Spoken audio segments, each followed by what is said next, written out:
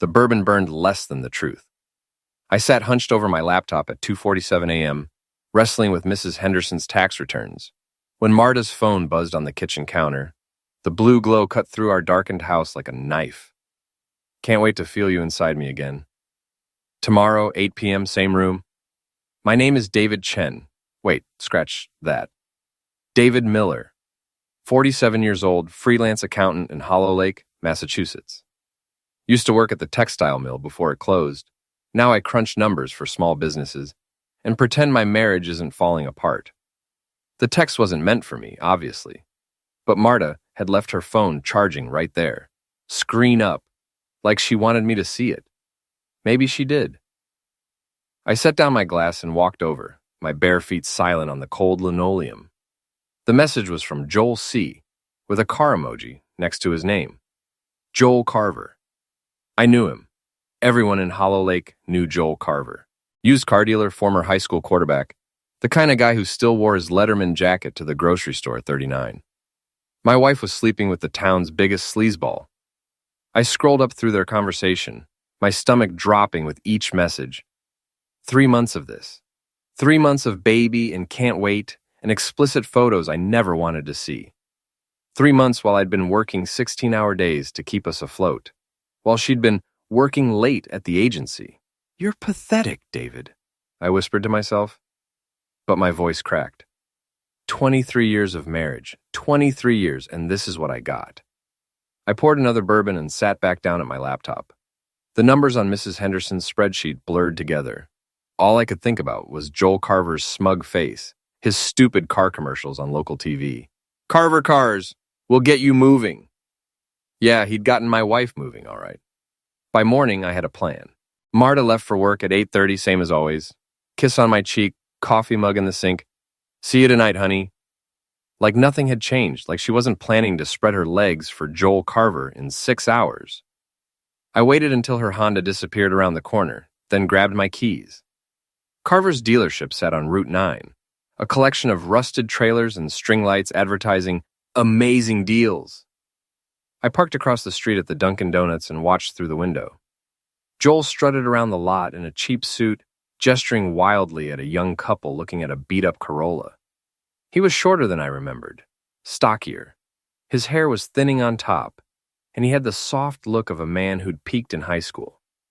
This was my competition? This was what Marta chose over me? My phone rang. Miller Accounting. Dave, it's Tom. You got time to grab lunch today? Tom Bradley had been my best friend since high school. We'd worked the mill together, suffered through the closure together, been each other's best men.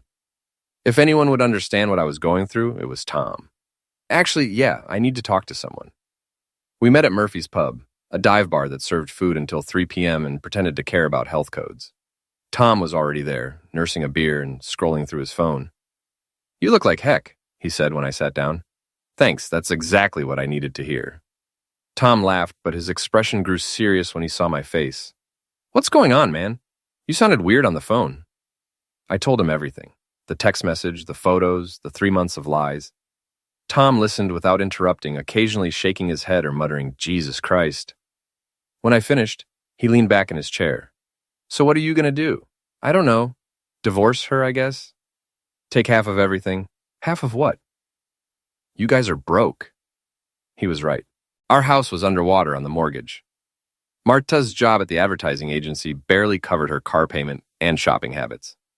My freelance work was sporadic at best. We had maybe $3,000 in savings and a mountain of credit card debt. I could confront him, I said. Joel, tell him to stay away from my wife, Tom snorted. Yeah, that'll work. Guy like that, he'd probably laugh in your face. Might even tell Marta, just to watch you squirm. So I should just do nothing? I didn't say that. Tom leaned forward, lowering his voice. But if you're going to make a move, make it count. Don't go in half-cocked and give him the advantage. I spent the rest of lunch picking at my burger while Tom told me stories about other guys in town who'd been cheated on. Most of them had handled it badly. Screaming matches, public confrontations, restraining orders. They'd all ended up looking like fools while their wives moved on with their lives. I wasn't going to be one of those guys. That evening, I pretended to work late while Marta got ready for her meeting with a client. She showered, shaved her legs, put on the black dress I'd bought her for our anniversary last year. The irony wasn't lost on me. "Don't wait up," she said, kissing my forehead. "This might run late." "No problem. I'll probably be up working anyway." She left at 7:15. I waited until 7:30, then drove to the Sleepy Inn Motel on Route 2. It was exactly the kind of place you'd expect Joel Carver to take his conquests. Hourly rates, no questions asked, and a neon sign that flickered between vacancy and va-ancy. I parked behind the dumpster and waited. At 8:05, Joel's red Camaro pulled into the lot. He parked in front of room 237 and walked to the door with the swagger of a man who thought he was God's gift to women. Marta's Honda was already there. My hands shook as I pulled out my phone and started recording. I wasn't sure what I was going to do with the footage, but I wanted evidence, proof that this was really happening. For 2 hours, I sat in my truck and watched that motel room door. Occasionally, I'd see shadows moving past the window. Once, I heard Marta laugh, a sound I hadn't heard directed at me in months. At 10:15, Joel came out first. He lit a cigarette and leaned against his car, checking his phone. 5 minutes later, Marta emerged, smoothing down her dress and running her fingers through her hair. They kissed goodbye. Not a peck on the cheek or a polite hug. A real kiss, the kind that made my stomach turn. Then Joel got in his car and drove off, leaving Marta to follow a few minutes later. I waited until they were both gone before I got out of my truck. Room 237's door was cheap wood with a flimsy lock. I'd learned a few things working construction before the mill job, including how to get past basic security. The room smelled like love and Joel's cologne. The bed was unmade, and there were 2 empty wine bottles on the nightstand.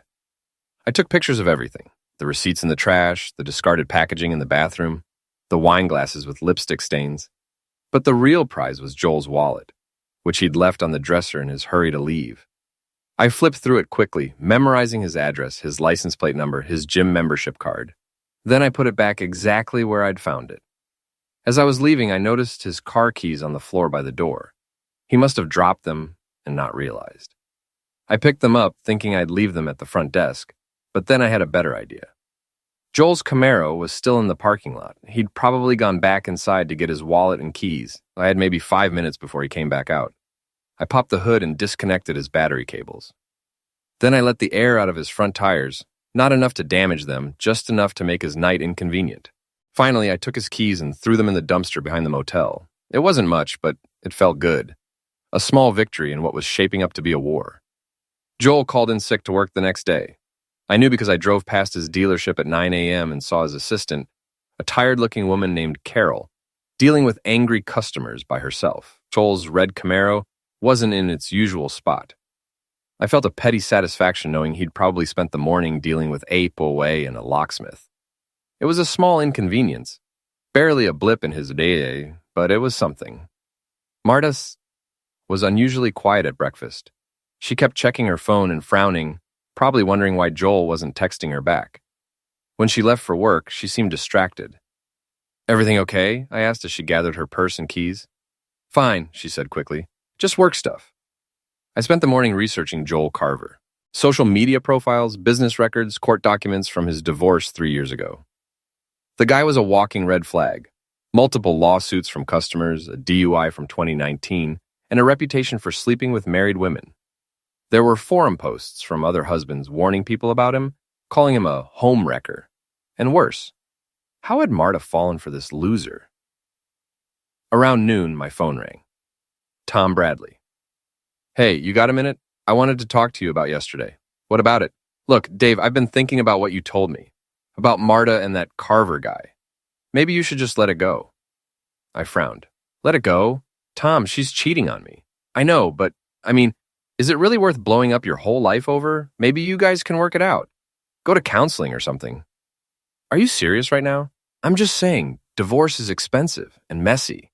You sure you want to go down that road?" Something in his tone bothered me. Tom had been married to his high school sweetheart for 25 years. He'd always been the first person to defend marriage, to talk about working through problems. This sudden change of heart didn't make sense. "Tom, is there something you're not telling me?" A long pause. "No, man. I don't want to see you get hurt worse than you already are." After he hung up, I sat staring at my phone. Tom was hiding something. I could hear it in his voice, the same tone he'd used when we were kids and he'd broken something at my house. I decided to find out what. That evening, instead of going home, I drove to Tom's house. His pickup truck was in the driveway next to his wife Linda's minivan. Normal suburban scene, nothing suspicious. I was about to knock on the front door when I heard voices coming from the backyard. Tom and Linda were on their deck, having what sounded like an intense conversation. I crept around the side of the house, staying in the shadows. Their deck was elevated and they couldn't see me from where I crouched behind Linda's garden shed. "You have to tell him," Linda was saying. "It's not fair." "Tell him what? That his wife's been screwing around for months? He already knows that." "You know that's not what I mean." Tom sighed heavily. "Look, it was one time. One stupid mistake. It doesn't mean anything." My blood turned to ice. One time. One stupid mistake. "It means something to me," Linda said. "And it'll mean something to Dave when he finds out you slept with his wife, too." The world tilted sideways.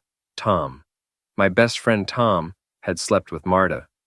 "He's not going to find out," Tom said. "It happened before she started up with Carver. Ancient history. 3 months isn't ancient history." "Linda, please. Dave's my best friend. This would destroy him. And what about me? What about our marriage? We'll work through it. We always do." I backed away from the house on unsteady legs. My best friend. My wife. How many other people in this town were laughing at me behind my back? I sat in my truck for 20 minutes, trying to process what I'd heard. Tom's sudden change of heart about confronting Marta made sense now. He wasn't trying to protect me. He was trying to protect himself. When I finally drove home, Marta was already there, sitting on the couch with a glass of wine and her laptop. "How was your day?" she asked without looking up. "Educational?" She glanced at me then, probably hearing something in my tone. "Everything okay?" I studied her face. The face I'd kissed on our wedding day, the face I'd looked at across the breakfast table for 23 years. When had she become a stranger? "Just peachy," I said, and went upstairs to bed. I couldn't sleep that night. Every time I closed my eyes, I saw Tom and Marta together. I wondered how it had happened, where they'd done it, whether she'd made the same sounds with him that she used to make with me. At 5 a.m., I gave up and drove to Murphy's Gym, a rundown boxing club in the Warehouse District. I'd been going there sporadically for the past year, mostly to hit the heavy bag when work stress got to be too much. The place was nearly empty at that hour, just me and a few hardcore regulars. I wrapped my hands and started pounding the bag, trying to work out my frustration with my fists. "Easy there, champ. That bag got a family." I turned to see Dwayne Murphy, the gym's owner, watching me with amusement. Dwayne was in his 50s, a former Golden Gloves boxer who'd opened the gym after his fighting days ended. He was one of the few people in town I actually respected. "Sorry," I said, stepping back from the bag. "Rough night." "Woman troubles?"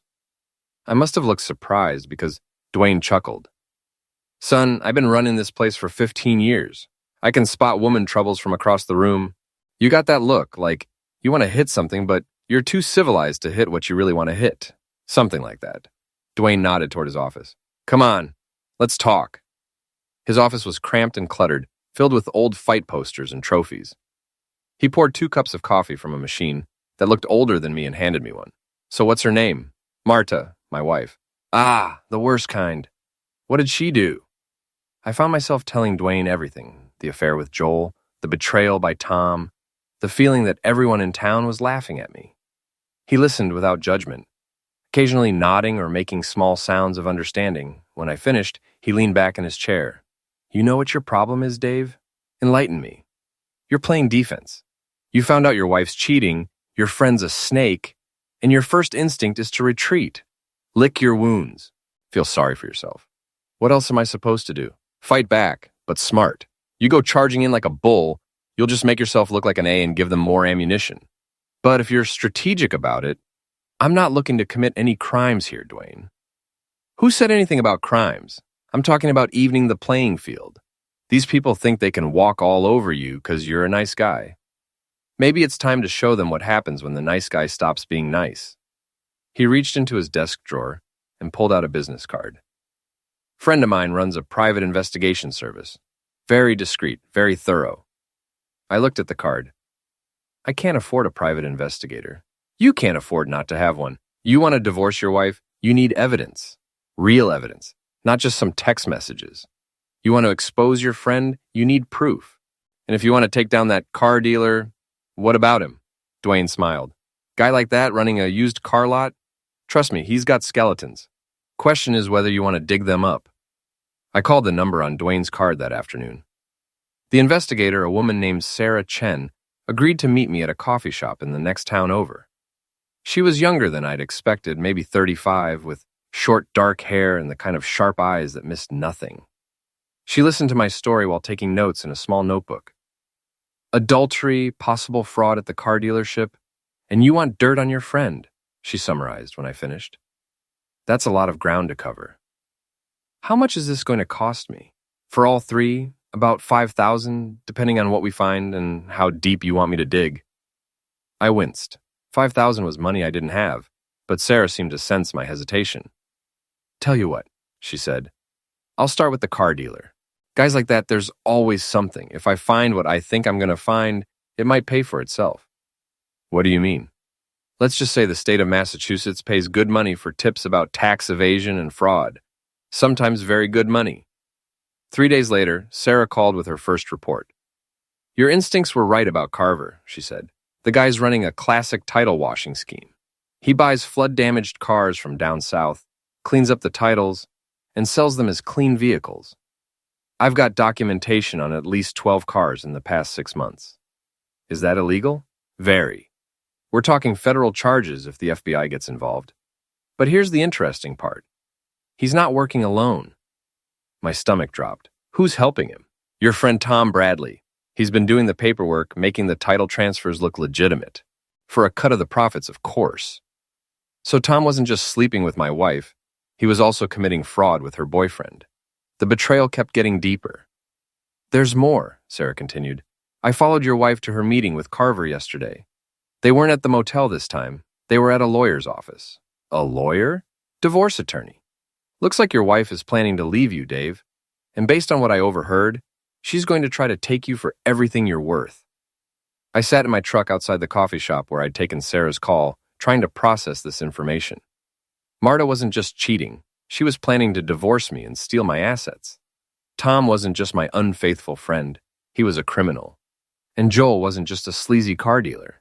He was a federal felon.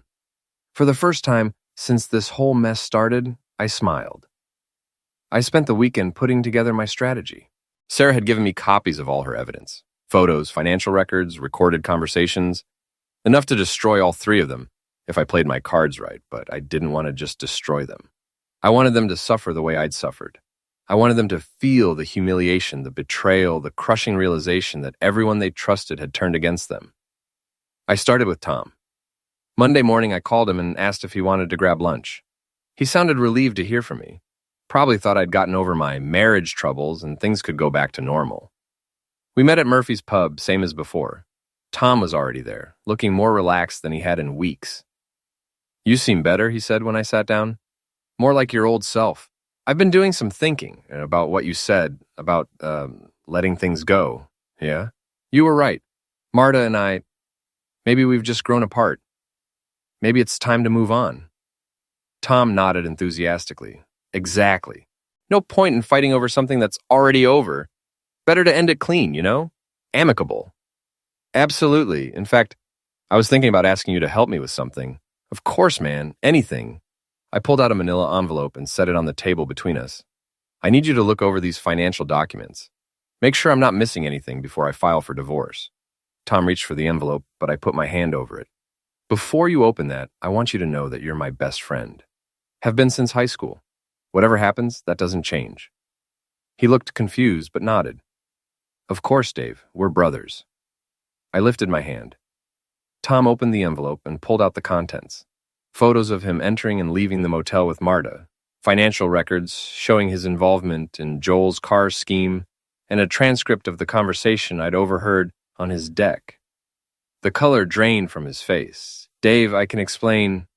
Can you? Because from where I'm sitting, it looks like my best friend has been screwing my wife and committing federal crimes with her boyfriend. But please, explain away. Tom's mouth opened and closed like a fish. It wasn't, with Marta, it was just one time. It didn't mean anything. And the fraud? That's not fraud, it's just creative paperwork. Creative paperwork that's going to land you in federal prison when the FBI finds out about it. Tom went pale. You wouldn't. Wouldn't I? You betrayed me, Tom.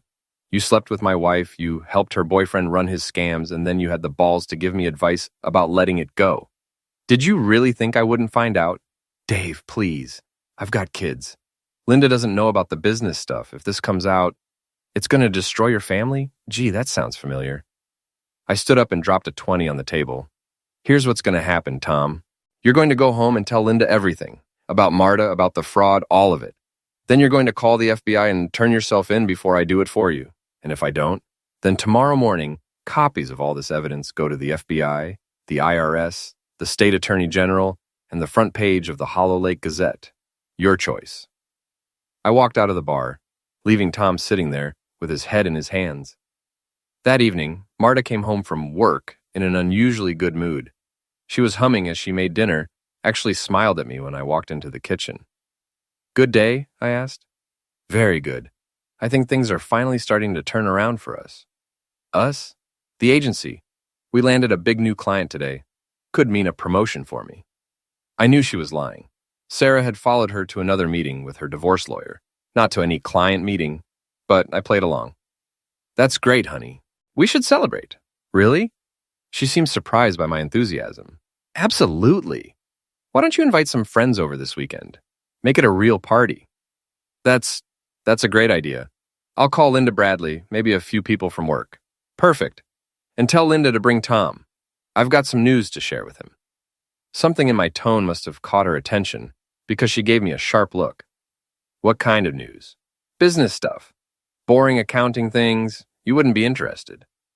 Friday night came, and our house filled up with people I'd once considered friends. Linda Bradley looked nervous. Tom had obviously told her about our conversation at the bar. A few of Marta's co-workers clustered around the kitchen island, drinking wine and gossiping. Tom himself was notably absent. Where's your husband? I asked Linda when I found her hiding in the bathroom. He's sick, she said, not meeting my eyes. Stomach bug. That's too bad. I was really looking forward to seeing him. Linda started crying then, quiet tears that she tried to hide by pretending to fix her makeup. He told me, she whispered, about Marta, about the other stuff. And he turned himself in yesterday.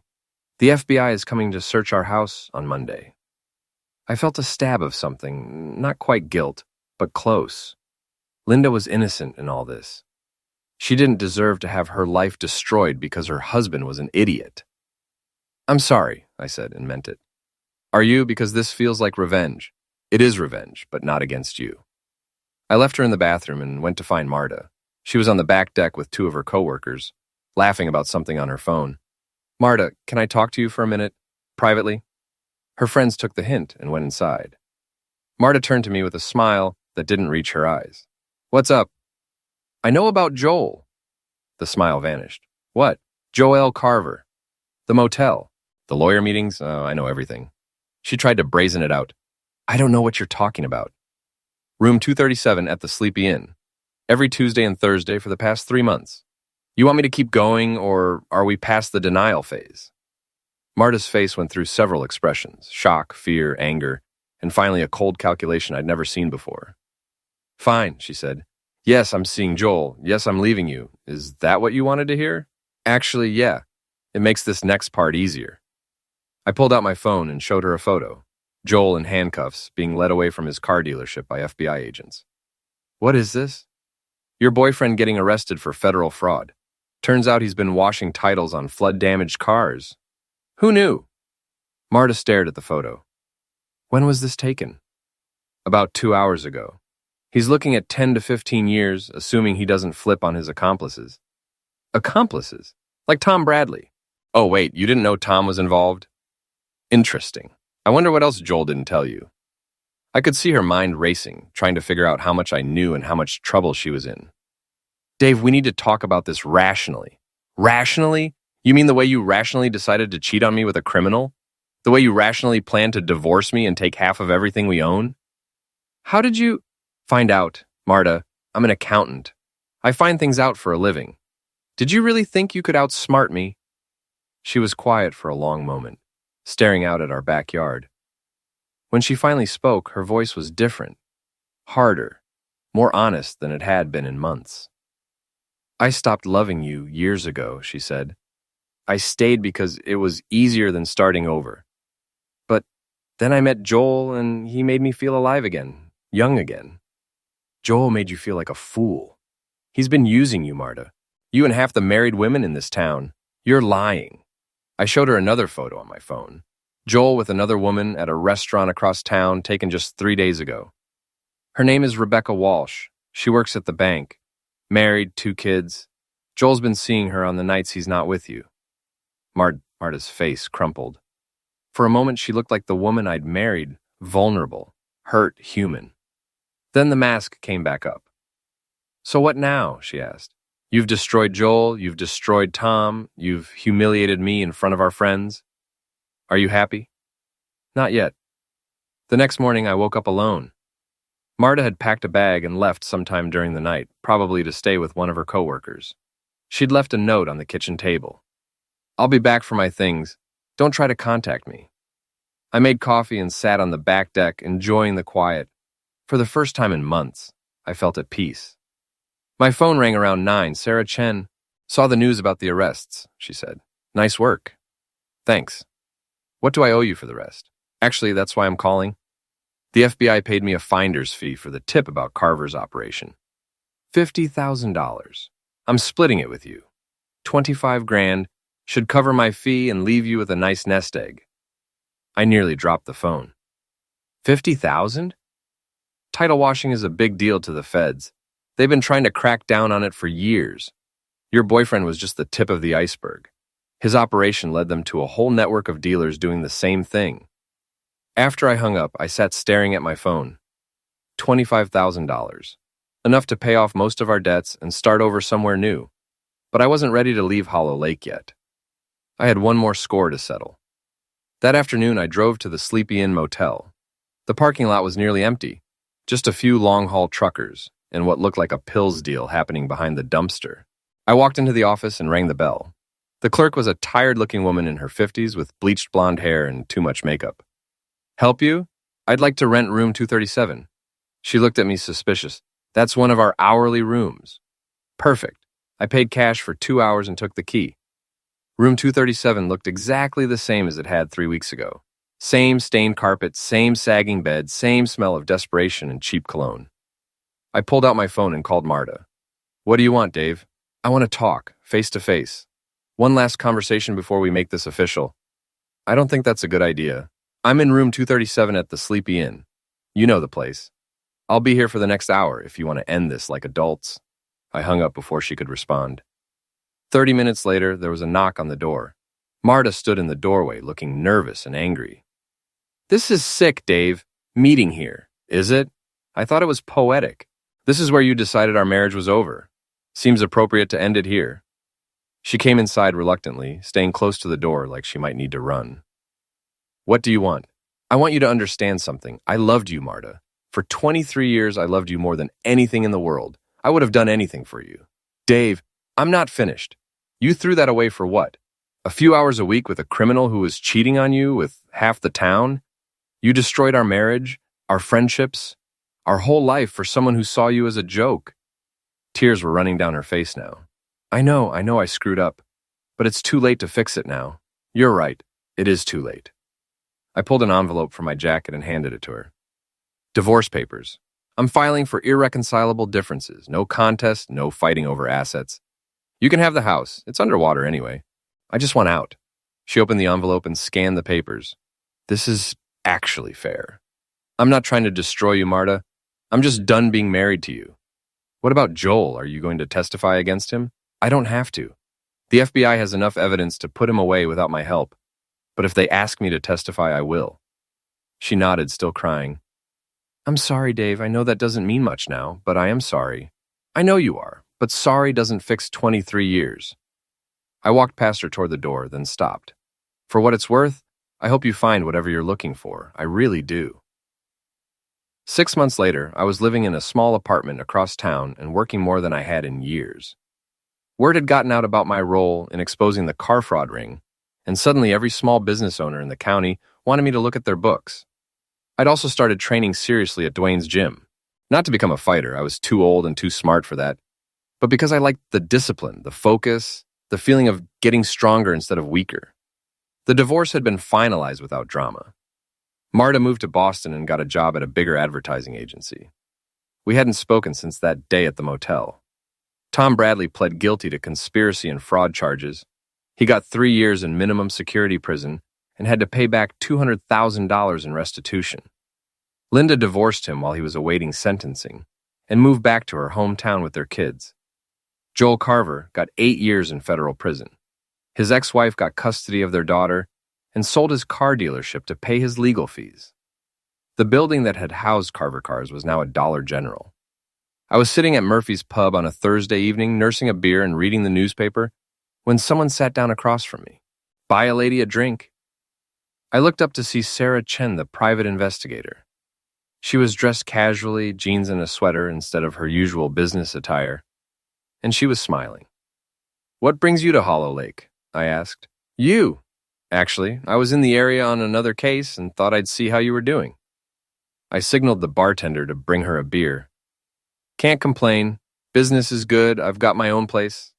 And nobody's lying to me anymore. That's progress." "No regrets about how things went down?" I thought about it. Some. I regret that it took me so long to figure out what was happening. I regret that Linda Bradley got hurt because of her husband's stupidity. But do I regret exposing the truth? No. Sarah nodded. Truth has a way of coming out eventually. You just helped it along. We talked for another hour about her work, my new life, and the strange satisfaction that comes from watching justice play out. When she got up to leave, she handed me her card again. "In case you ever want to have dinner with someone who doesn't think you're boring," she said. After she left, I sat at the bar thinking about second chances and new beginnings. I thought about Marta, probably sitting in some trendy Boston bar, wondering how her life had gone so wrong.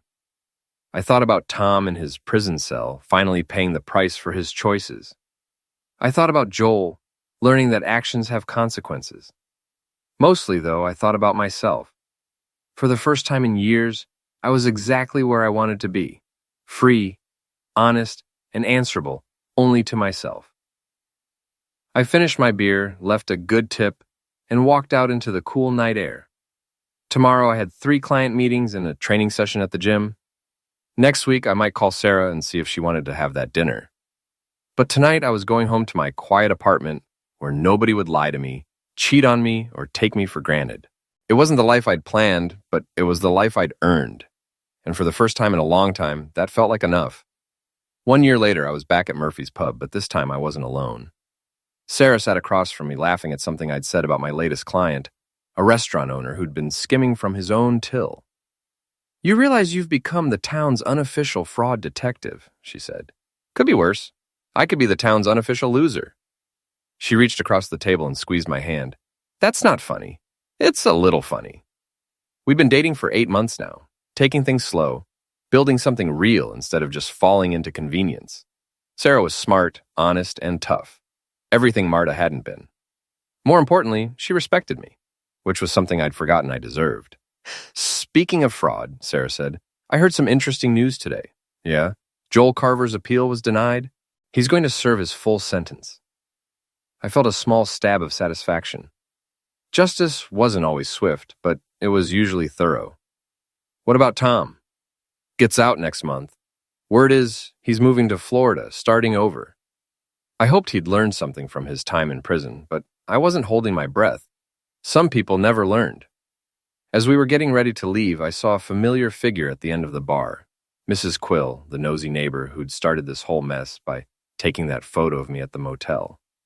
She was drunk and telling anyone who'd listen about her latest conspiracy theory involving the mayor and the town's snow removal contract. "Karma," Sarah said, following my gaze. "What do you mean?" She spent so much time watching other people's business that she forgot to take care of her own. Her husband left her 6 months ago. Apparently, he got tired of being married to the town gossip. I felt a moment of sympathy for Mrs. Quill, then remembered all the trouble her meddling had caused. Sometimes karma needed a little help, and sometimes it took care of itself. We walked out of the bar into the warm summer evening. Hollow Lake was having some kind of street festival. Live music, food trucks, families enjoying the night air. It was the kind of scene that would have depressed me a year ago. All those happy couples and intact families. Now it just looked like life going on, which was exactly what it was. You know what I realized? I said as we walked toward my truck. What's that? I spent 23 years trying to be the man I thought Marta wanted me to be. Turns out she didn't want me to be anyone at all. Her loss. You're right, it is. Sarah laughed and kissed me. Right there on Main Street in front of God and everybody. A year ago, I would have been embarrassed by the public display. Now I kissed her back and didn't care who was watching. Let them watch. Let them talk. I'd learned the hard way that people were going to judge you no matter what you did, so you might as well give them something worth judging. We drove back to my apartment, our apartment now since Sarah had moved in last month, and I thought about how different my life looked than it had a year ago. Different job, different home, different woman, different me. The old Dave Miller had been a pushover, a man who let people walk all over him because he thought that was what good husbands and good friends did. The new Dave Miller knew better.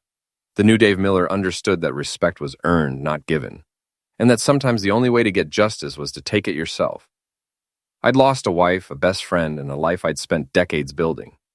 In return, I'd gained self-respect, financial security, and a woman who saw me as an equal partner instead of a convenient doormat. It was the best trade I'd ever made. As we pulled into the parking lot of my apartment complex, I saw a familiar car in the visitor's space, Marta's Honda. She was sitting behind the wheel, staring up at my building. Want me to handle this? Sarah asked. No, I've got it. I parked next to Marta's car and got out. She rolled them down her window, and I could see she'd been crying. Hello, Dave. Marta, what are you doing here? I wanted to talk to you, to apologize, really apologize, for everything that happened. I looked at her, really looked at her, for the first time in over a year. She looked older, tired, like life hadn't been treating her well. Okay, I'm listening. I made a mistake, a huge mistake. I threw away the best thing in my life for nothing. Joel was nothing. The whole thing was nothing. I know. I was wondering, I know it's probably too late, but I was wondering if there was any chance we could try again. Start over. I felt Sarah's hand slip into mine, steady and warm. No, Marta, there's not. Because of her? Marta looked at Sarah with undisguised hostility. Because of me. Because I'm not the same person I was when we were married. That person would have taken you back, would have forgiven you, would have spent the rest of his life wondering when you were going to cheat again. This person knows better. Marta started crying again, harder this time. I don't know how to live without you. You'll figure it out. You're stronger than you think. I love you, Dave. I never stopped loving you. Maybe, but love isn't enough. It never was. I squeezed Sarah's hand and started walking toward the building. Dave, wait. I turned back one last time. I forgive you, Marta. For all of it. But forgiveness doesn't mean forgetting. And it doesn't mean going backward. It just means I'm not angry anymore. So this is it? This is really the end? This is really the end. I watched her drive away, then went upstairs to the life I'd built from the ashes of the old one. Sarah made coffee while I checked my messages, 3 new clients wanting consultations, an invitation to speak at a small business conference, and a text from Dwayne asking if I wanted to help train some of the younger guys at the gym. Busy man, Sarah said, handing me a cup. Busy is good. Busy means people trust me. And trust is important. Trust is everything. We sat on the couch and watched the news, comfortable in each other's presence in a way I'd never been with Marta.